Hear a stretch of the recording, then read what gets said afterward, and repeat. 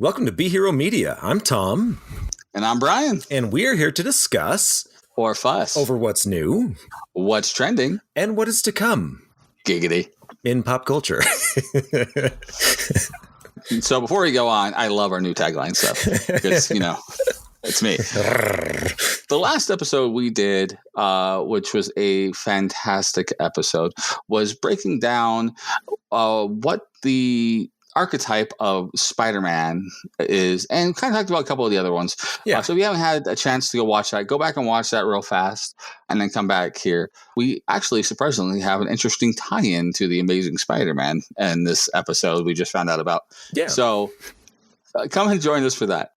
But on this episode, we're actually going to go ahead and give you a spoiler review of the 2022 Scream.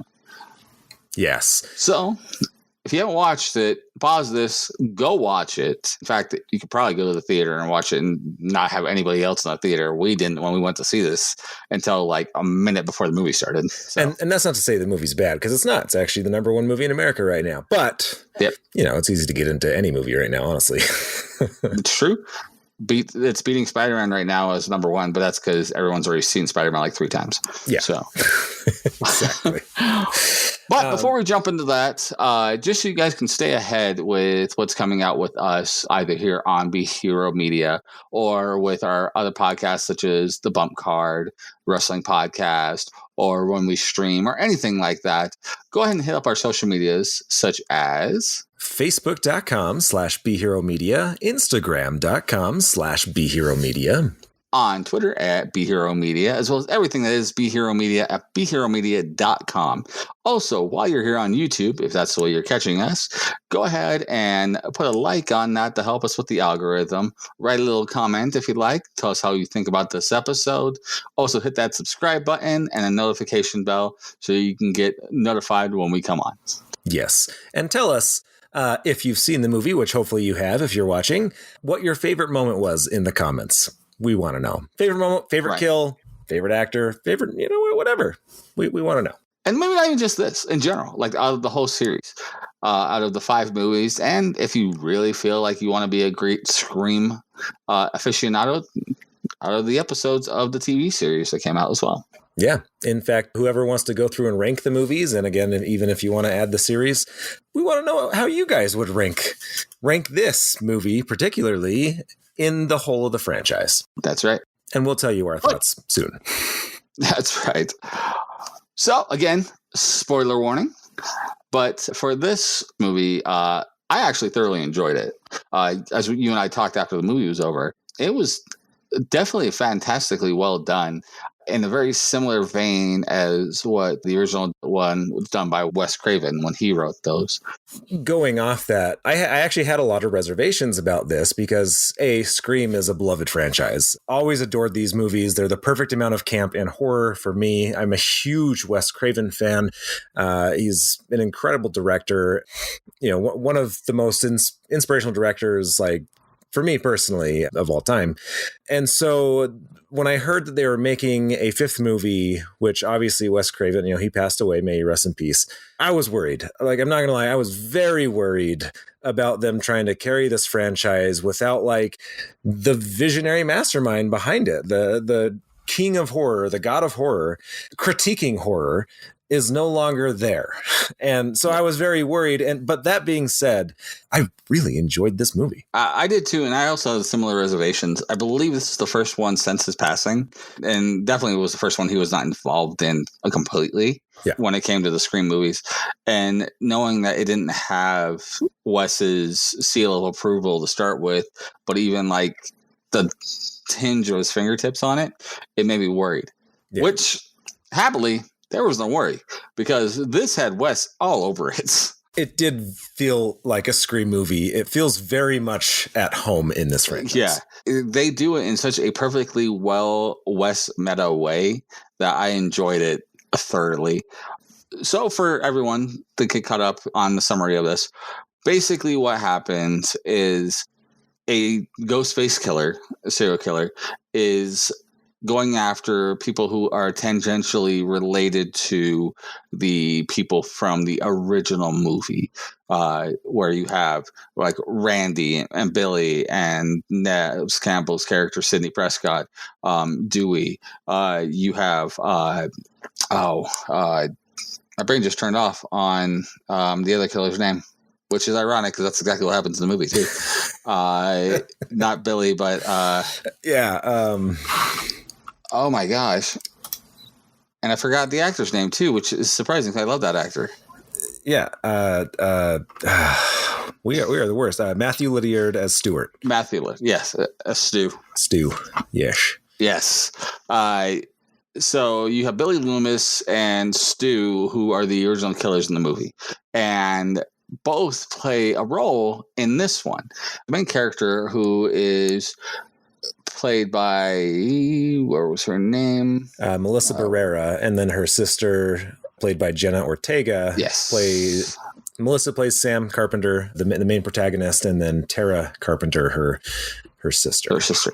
Tara is actually the first one to be attacked, but the Ghostface decides not to kill her because he's trying to bring Sam, who has left home, has left Woodsboro, back.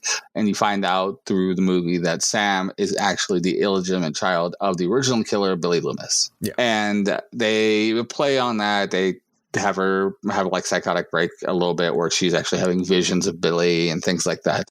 Which we talked about a little bit. And I think I wouldn't say that that element necessarily was bad. I would say that it felt underdeveloped, and because of such, it felt very unnecessary. It does have a neat payoff at the end.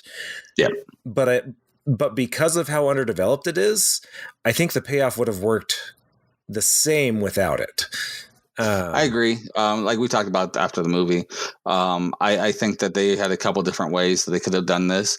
I also think that there's a good part of that part of the side story with her being Billy's son and having the psychotic breaks and seeing him that was left on the cutting room floor. Yeah.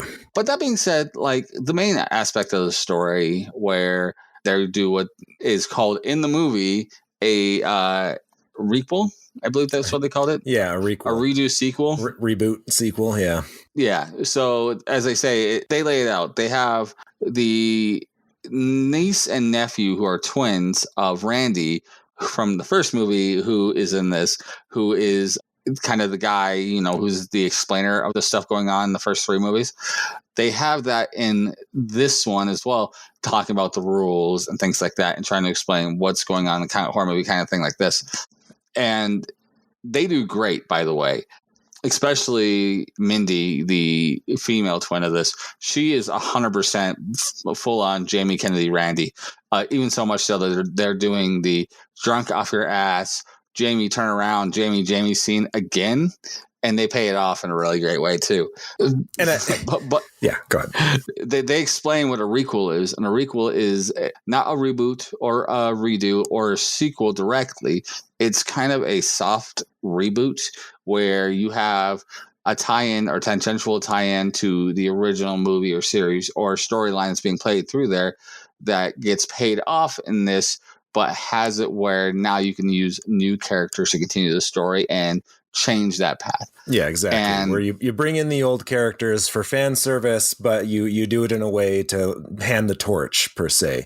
Exactly. And while they're explaining this, they actually bring up a bunch of examples like Star Wars: The Force Awakens, even the newest Ghostbusters movie, which that came out a couple months before this. Like, but there's lots of examples of that they give.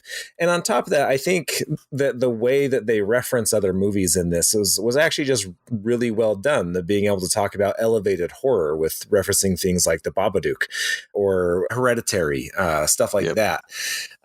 So they actually did.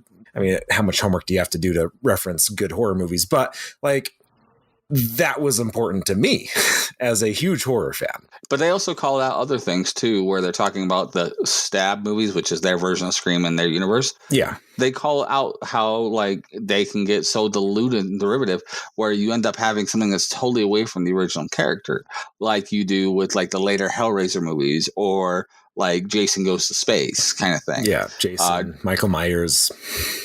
Yeah, and it takes it away, which they talk about as the last one, which is kind of a very important, pivotal part of this movie. I almost say it's the lone reason and motive for this movie to be done is because of stuff like that. And they call it out in there because the movie didn't go as what fans wanted, true stab fans.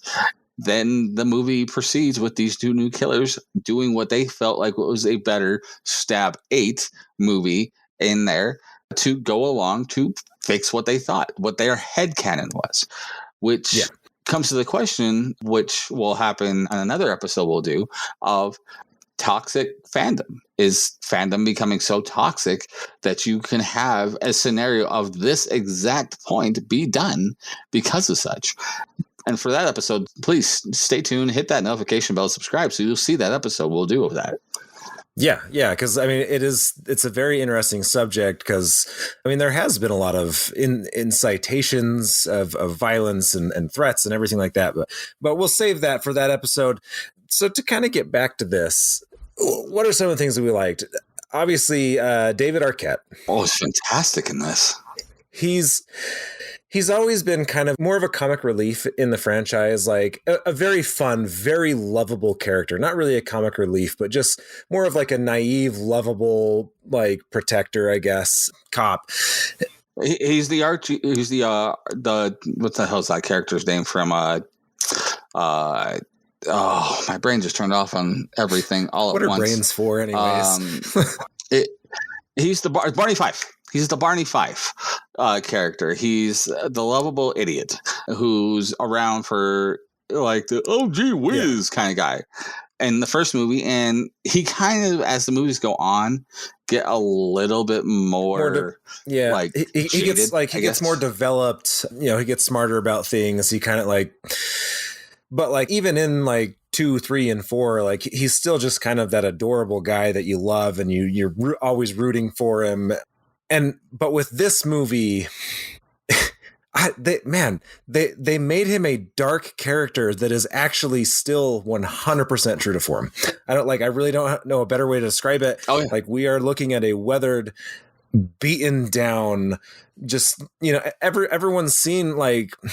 I mean, I'd almost say he was a gale-weathered, beaten down person. I think it's fair to say that we probably know someone in your life who is just the most normal person who eventually just got beat down by life. This is where he is at. He's at his wit's end. He's got very little left. Like he talks about it in the movie. Like literally the only best part of his day is in the morning when he wakes up to watch the morning show with Gale Weathers. And at this point, they're separated. I don't think they're divorced. I think they're just separated. And, that's his best part of his day. He literally lives for that part of the day. In the fourth movie, he was the sheriff in Woodsboro. And by the time this movie started, he'd already gone so far into the bottle of this that he has been asked to retire as sheriff. Yeah. And Judy, who was in the fourth movie, who's, the one hitting on Dewey and stuff the whole time, she's now sheriff. Yeah. I think it adds such a great story for Dewey. In fact, I'd almost say that he, out of the original cast, he's the one that gets the most love and payoff for in this movie. He absolutely shines in this movie. I think with the original cast, he's my favorite by far. And that's not to say that like Courtney Cox doesn't come in and kill it. She plays her role just fine. I think even Nev Campbell, his character for Sidney Prescott. Yeah, Sidney Prescott, Nev Campbell's. She did a wonderful job as well, and actually, she is kind of my favorite Scream Queen, which we talked about on a previous episode, which it was unfairly said that she is helpless. She is absolutely the furthest from helpless for she is like the most empowered Scream Queen there freaking is. They even push onto this one too. Like if you look at some of the other ones that they did, so after the second movie, or actually at the beginning of the third movie, where she's essentially a hermit in a cabin somewhere. And then in the fourth movie, she tries to live a life, and her cousin, spoilers for that movie, is the killer trying to kill her. you get to this one in the fifth one, and she has finally gone over all of that survival skills and being able to trust people and stuff, where she's married and she has kids now. Yeah. Which is something that the previous Sidney Prescotts would not have had in those iterations. And I think that adds to the strength of her character. And when she rolls up in this movie, she's like, of course I'm Sidney Prescott. I got of course I have a gun. Excuse my language. Yeah, no, that's straight out of the movie. But like, I think that was amazing. And one of the things that we did talk about as well, because one of the interesting things they did is they actually do bring them back to the original house from the first movie. And Stu's house. And the shot of Sidney Prescott standing outside of that house, about to go in to try and save, these two girls, Sam and Tara, that does like that perfect, like pan out zoom shot. What do they call that? The, I forget what it's called, but you know what I'm talking about. Mm-hmm. They do a great cinematography with this one. Like, I didn't see who the cinematographer was, but they did a great job in this. I don't see it right here off the top of my head, but they did a great job with this for that. In fact, I would say a lot of the behind the cameras people did great. The director did really well. I liked how not only cinematography did, I think everybody was directed well, save one of the killers, which we talked about before. Yeah. She was. I think she was a little underdeveloped. She was underdeveloped. She was. Yeah, she was super generic. Jack Quaid killed it. Oh, but Mickey Madison, meh. And if you guys don't remember the name, Jack Quaid is one of the main characters from The Boys, who does a great job in that. And he has a lot of great comedy in this. He just brings that into Scream as well. He is easily the funniest part of the movie. Yeah. For 90% of the movie. And even when he's trying to kill people, he's hilarious. Yeah. Again, language. With all that being said, like, everybody nailed it, I think, except for Mickey Madison. And I can't say that her character Amber didn't do great. I think for the parts that they gave her, she did well. But her character's kind of one-dimensional, really, especially relative to everybody else. Well, maybe Liv, the girlfriend, she's kind of one-dimensional too. But this movie's got a short runtime, relatively. I think it was only an hour and 23 minutes. And so it has a fairly short runtime. I felt like if they would have gave it like hour and 40, they could have gave some of these other characters a little bit more. And that's the big one thing for me. There's several deaths in this movie that I have no care for. It's like, oh, they died. That sucks. Yeah. There's one in particular of just kind of like, let's just introduce a douche that we can kill. And that's exactly what happens. And it's the entire from introduction to death is 3 minutes, maybe. Like it's short. Yeah. It was very, like, you could tell what was going to happen. It was very silly. Like, I think it was a really effective whodunit, right? But like, when something like that happens in a whodunit, like, you can see from a mile away, like, oh, we're going to try and tease that he's the bad guy. And then they kill him immediately. And it's like, yeah, we knew. Yeah. It was too obvious of a guy. But I think they did really well. I want to give a little love to the writer of this, James Vanderbilt. He did a fairly good job. Again, I don't think a lot of what he wrote made it to the screen, because there's some stuff on there that felt like it was missing. But he's pretty prolific. I didn't realize how much actual both good and bad stuff he had. Start off with, he was the original writer, to tie back to our last couple episodes, of The Amazing Spider-Man 1 and 2, which had great writing to it and a great story to it. Amazing character development. Oh, for sure. Also did The Zodiac as a screenplay, which was very good. Like, stupid good. But then he also did some duds, like Darkness Falls, which was his first screen credit that he has as a writer. He also did the remake, or the reboot sequel, I guess, of Independence Day Resurgence. Didn't work out really well. He did produce Ready or Not, though, which, if you haven't seen that is a wonderfully bloody good time. And The Rundown, which is a freaking hilarious movie. I mean, it is not. It is not like Shakespeare writing, but it is great writing, and it's funny for what it is. And same for another movie he has, the that White House Down he did really good in. The Losers as on here too that I really enjoyed. But I think like out of the big ones, like the Amazing Spider-Man 1 and 2 and the Zodiac, like they freaking killed it. And I would put this up there with some of his best writing he's done. There's a lot of conversations in this movie that felt real. Yeah. Right? They didn't feel like something like you are listening to the guys talk. It's like nobody says that in real life. Yeah. There's no one somebody have that reaction. Like they have a scene that's mimicked from the first movie where they're talking right after the first killing is done. It's like, oh, you know, you could have done that, or you could have done it, or you could have done it. Kind of that thing like they do in the first movie. And they do it in a way where it felt exactly like that. It felt real. You had people like, oh, you know, this guy was a douche, or something like that. But then someone like, yo, they just died, bro. And it's like, and like, sadly, that's a real conversation. I love the scene where like, it could have been you, Dewey. And they like say all these reasons. He's like, well, maybe it was you. Cause that cut deep. Right? So good. It was amazing. Oh man.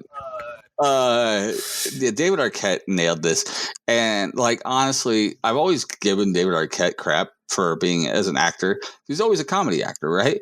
But he had such great dramatic stuff in here. Yes. In this movie, especially stuff like towards the end where he's talking about why him and Gale didn't work out and things like that. And even that scene like with him and Gale, I think it's really the one scene that they have together, was emotionally riveting. Like it was was very well done, felt very real. And so, and I want to kind of playing off that note for a second here. I know one critique, because we've been talking about kind of the serious nature of this movie and how they do a really good job kind of grounding it. But in case you are worried and you haven't seen this and for some reason you're still watching, it still brings in the fun, the camp, the little bit of corniness because of its meta nature. It is still a very fun and enjoyable movie to watch. It's not just like, it's not self-serious. It's serious when it needs to be serious for development of the characters, which is how it should be. But then when it gets to the punchline and gets to the end and everything starts coming to fruition and following the rules of surviving a stab movie, like that's all still there. The elements of what makes Scream such an enjoyable franchise is all still there.